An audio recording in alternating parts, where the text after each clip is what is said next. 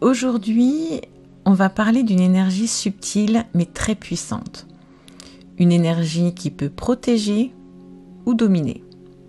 Aujourd'hui, je te parle des dames. Dans le système des cartes de la destinée, les dames représentent l'archétype du féminin mature, mais aussi la puissance maternelle.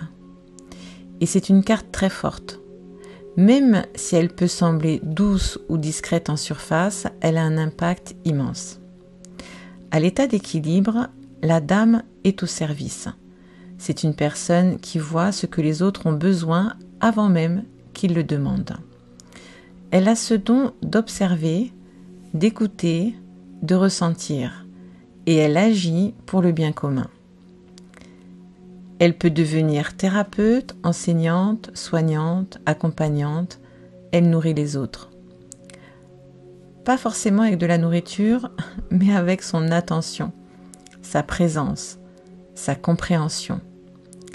Elle incarne ce qu'on pourrait appeler la mère du collectif. Et ce rôle, quand il est vécu dans l'amour et l'équilibre, est d'une noblesse incroyable. Mais à l'état de déséquilibre, l'énergie de la dame peut se transformer. Ce n'est plus « je suis là pour t'aider », c'est plutôt « tu me dois quelque chose ». Elle peut basculer dans un rôle de contrôle, de domination douce, voire de sacrifice non reconnu. Elle donne, elle donne, elle donne, encore et encore, et attend inconsciemment qu'on lui rende.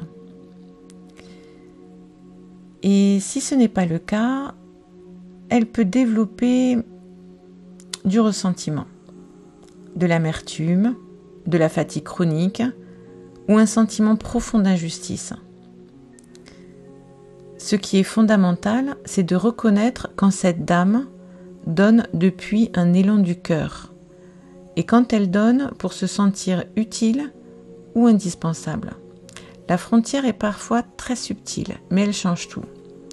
Parce qu'une dame épuisée, qui ne met pas de limite, finit par s'oublier. Et à force de s'oublier, elle peut finir par devenir dure, froide, autoritaire pour reprendre le contrôle. Une autre chose à savoir, les dames comme les rois ont naturellement une place de leader dans le groupe, dans la famille, dans leur entreprise.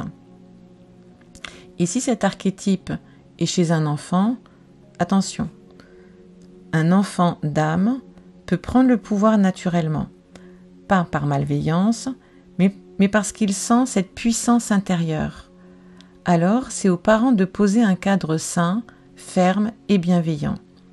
Parce qu'un enfant trop puissant, livré à lui-même, peut devenir incontrôlable, anxieux ou même destructeur, tout simplement parce qu'il ne se sent pas en sécurité. Donc, si tu es une dame ou si tu reconnais une dame dans ton entourage, rappelle-toi. À l'état d'équilibre, la dame élève les autres. Elle les aide à se révéler à eux-mêmes. Elle sert sans s'effacer. Elle guide sans dominer. Mais dès qu'elle se sacrifie ou qu'elle attend qu'on la reconnaisse, elle perd de sa puissance véritable. Et c'est dommage parce qu'une dame alignée, c'est une guérisseuse, une pilier, une mère du monde.